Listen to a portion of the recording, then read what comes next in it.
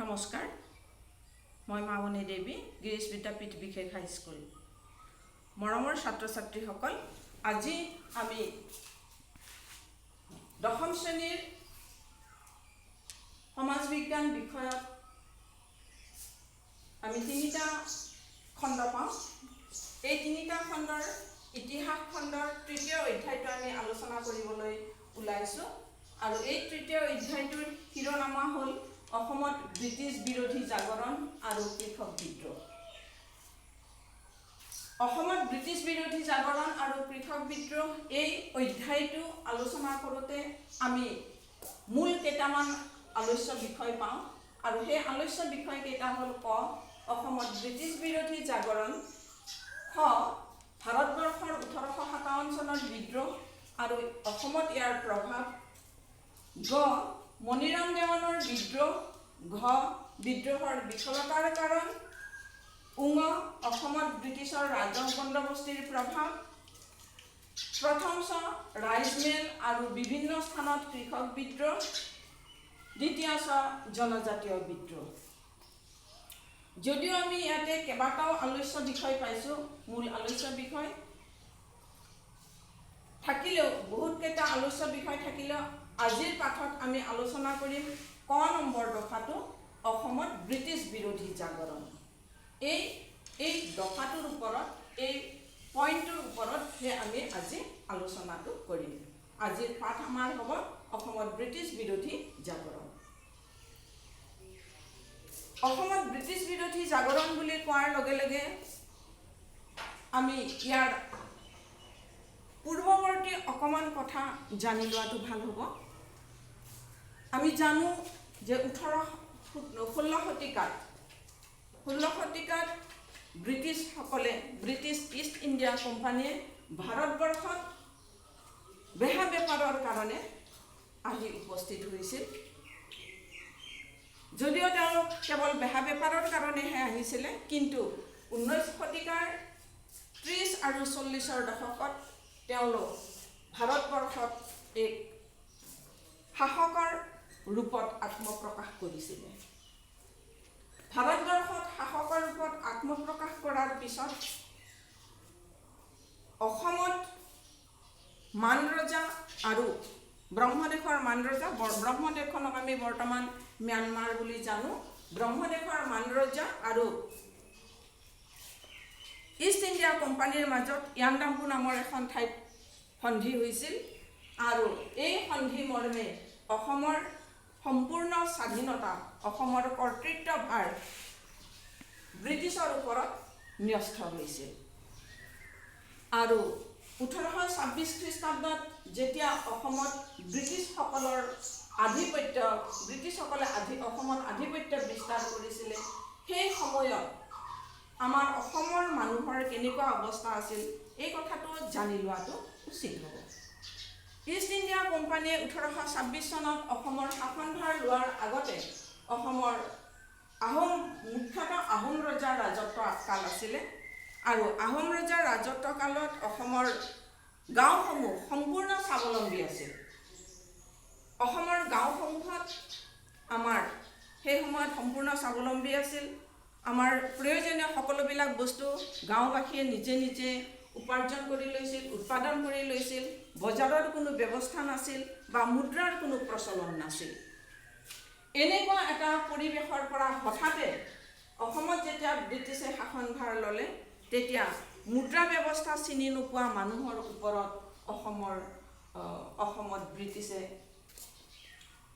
কৰ কাটল ইত্যাদিবিলাক মুদ্ৰাৰ ৰূপত ল'বলৈ আৰম্ভ কৰে।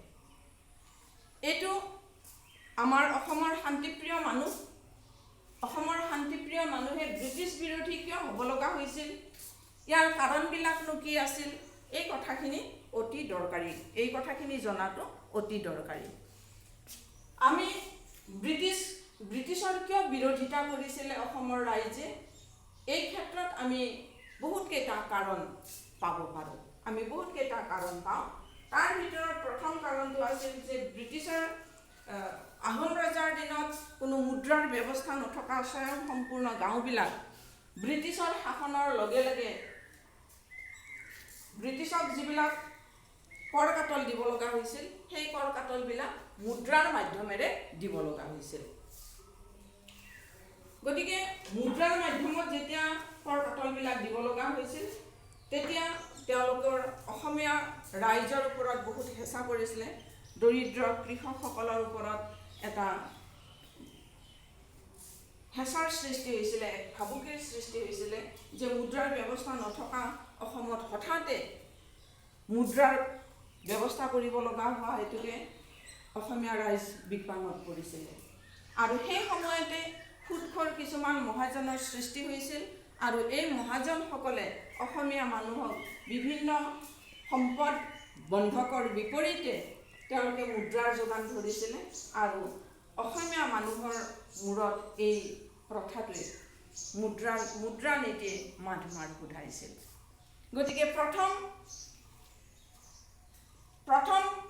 অসমত ব্ৰিটিছ বিৰোধী জাগৰণ হোৱাৰ মূল কাৰণটোৱে আছিলে মুদ্ৰা ব্যৱস্থা আৰু এই নতুন ৰাজহ বৃদ্ধিৰ ক্ষেত্ৰত যিটো মুদ্ৰা ব্যৱস্থা আৰু এই মুদ্ৰা ব্যৱস্থাই মুদ্ৰা অৰ্থনীতিয়ে অসমীয়া সমাজখনক ব্ৰিটিছ বিৰোধী কৰাত উৎসাহ যোগাইছিল। দ্বিতীয়তে অসমৰ ৰাইজ আছিল কৃষিজীৱী আৰু এই কৃষিজীৱী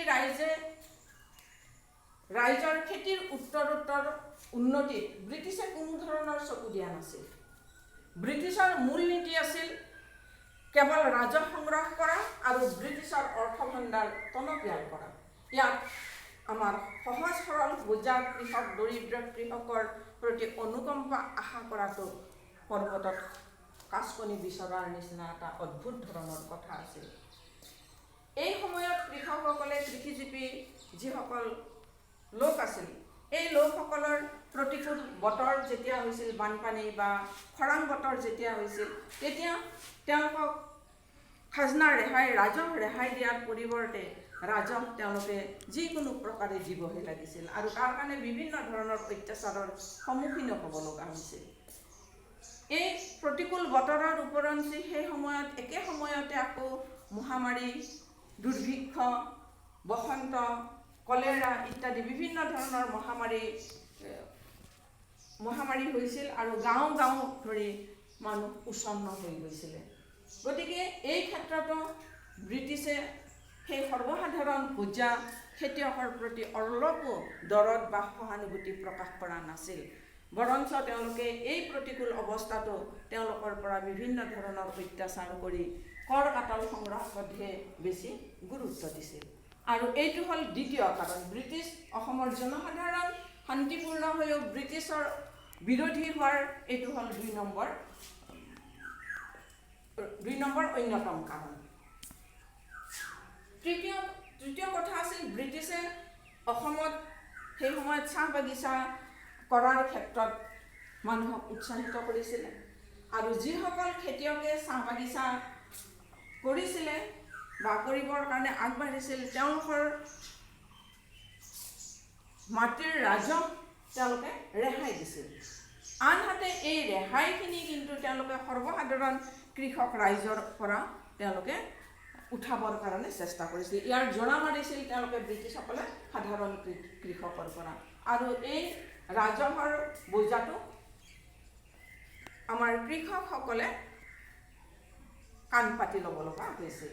গতিকে কৃষকসকলৰ ব্ৰিটিছ বিৰোধী হোৱাৰ এইটো তৃতীয় কাৰণ আছিলে। আমি চতুৰ্থ কাৰণ এটা পাওঁ যে আমি ইতিমধ্যে কৈছোঁ যে অসমখন কুটীৰ শিল্পৰ ক্ষেত্ৰত বা অন্যান্য আৰ্থিক দিশত যথেষ্টখিনি স্বাৱলম্বী আছিল, টনকিয়াল আছিল। সেই সময়ত অসমে কুটীৰ শিল্পত পাট কাপোৰ উৎপাদন কৰি ভাৰতবৰ্ষত এখন ডাঙৰ বজাৰ আছিল আৰু এই বজাৰৰ পৰা অৰ্থনৈতিকভাৱে অসম যথেষ্টখিনি লাভান্বিত হৈছিল।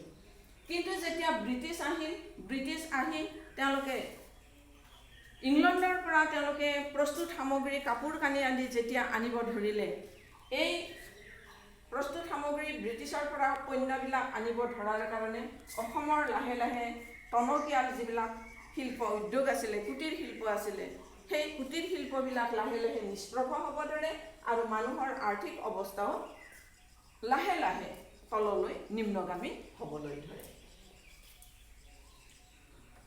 তেনেহ'লে আমি এইখিনিলৈকে পালোঁ। এইটো এটা ব্ৰিটিছ বিৰোধী জাগৰণৰ কাৰণ আছিল। আৰু এইখিনিতে আমাৰ এটা প্ৰশ্ন জাগিব পাৰে যে আমি এতিয়া আমাৰ যিখিনি কৃষক দৰিদ্ৰ ব্যক্তিখিনিৰ কথা আমি পাতি আছোঁ, কিন্তু যিসকল সেই সময়ত অভিজাত মানুহ আছিল, সেই অভিজাত মানুহখিনি সন্তুষ্ট আছিল নেকি? ব্ৰিটিছৰ সপক্ষে আছিল নেকি? তেওঁলোকে ব্ৰিটিছ বিৰোধী, তেওঁলোকৰ মনত ব্ৰিটিছ বিৰোধী মনোভাৱ গঢ় লৈ উঠা নাছিল নেকি? এইটো এটা ডাঙৰ প্ৰশ্ন।